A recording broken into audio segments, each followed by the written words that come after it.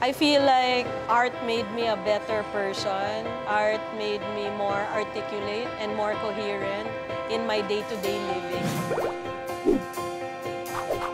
I think we are all artists in our own way, but I guess what makes an artist is the articulation of that imagination. The project that I'm doing right now is to bridge life and afterlife.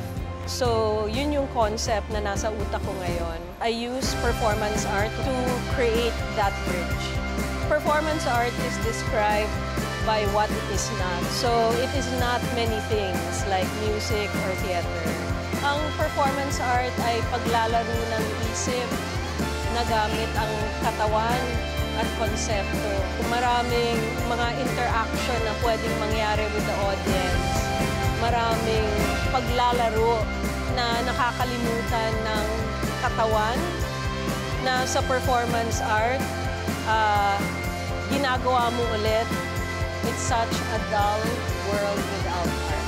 It's such a dull world if we cannot simply ask our own questions with our own bodies and be able to do our concepts in such colorful forms.